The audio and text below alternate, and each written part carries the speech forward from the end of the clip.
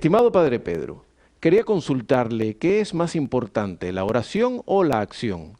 Yo creo que se debe de tener un balance, pero es una discusión que he tenido con un hermano que me decía que es más importante la oración. Saludos, Juan Pablo Martínez, Argentina. Juan Pablo, gracias. Pregunta interesante y qué bueno que estén haciendo estas preguntas tan interesantes porque realmente nos ayudan a todos pues, a obtener una perspectiva mucho más clara de Dios y lo que Dios quiere para nosotros.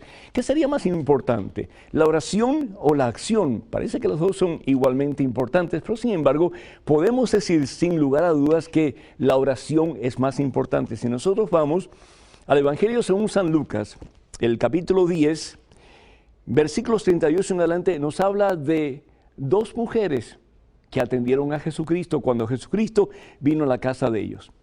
Una era Marta y otra María, hermanas de Lázaro, a quien Jesús resucitó entre los muertos.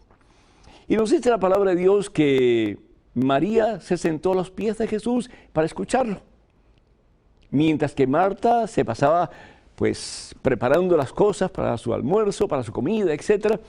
Y llegó un momento en que, pues, Marta se quejó con el Señor y le dijo: Señor, ¿no te importa que mi hermana me haya dejado sola para atenderte?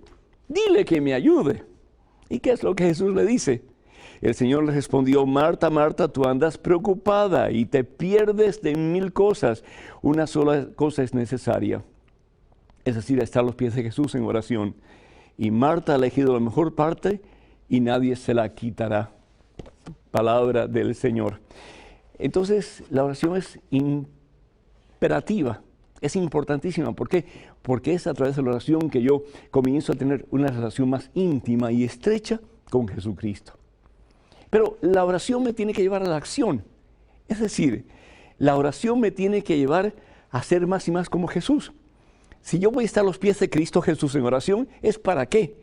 Para identificarme con Jesús y para que Jesús se pueda unir más y más a mí, de tal forma que pueda decir como San Pablo: es Cristo Jesús quien vive en mí. Jesús vive en mí de pies a cabeza. Jesús es quien me dirige, quien me guía. Él es el centro de mi vida, Él es mi todo. Puedo llegar a decir eso. Pero ¿cómo lo puedo llegar a decir? Solamente a través de la oración. Pero a medida que yo me uno a Jesús en la oración, a medida que yo permito que Jesús llene todo mi ser de su presencia, entonces, ¿qué es lo que tengo que hacer? Pues hacer lo que haría Jesús: servir a los demás, darse a los demás.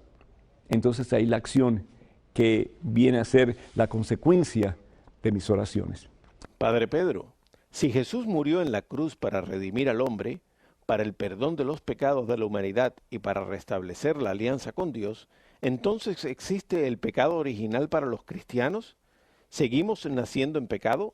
Carlos Osvaldo Osorio. Carlos, el pecado original existe no solamente para los cristianos, pero para todo ser humano. El pecado original es el pecado de nuestros primeros padres, Adán y Eva. Ellos pecan, y no solamente pecan ellos, Génesis capítulo 3, pero ese pecado, esa influencia recae sobre sus hijos. Génesis capítulo 4, ¿qué es lo que hace Caín? Mata a Abel. Pierden el paraíso. Al perder el paraíso, es decir, la armonía, la relación entre ellos dos y ellos con Dios, no solamente pierden el paraíso, pero pierden también la posibilidad de estar unidos a Dios. No están unidos a Dios, tampoco están unidos entre sí. Eso es lo que sucede en la Torre de Babel, Génesis capítulo 11. Hay confusión, hay división, hay separación, hay dolor, hay tristeza, hay problemas, hay rechazos, hay odios, hay rencillas, hay muerte. Pero desafortunadamente sigue el mismo ciclo vicioso.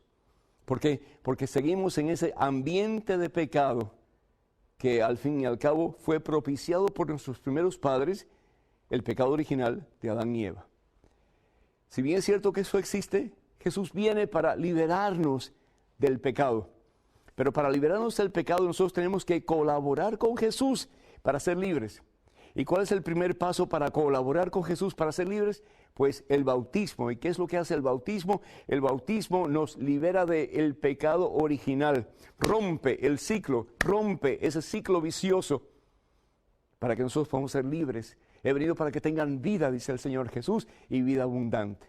Y después de ahí depende ya del apoyo, del testimonio, de la enseñanza de los papás, de los padrinos y de toda la comunidad. ¿Para qué? Para que esa criatura crezca en santidad y en estatura, libre ante el Señor y ante toda la humanidad.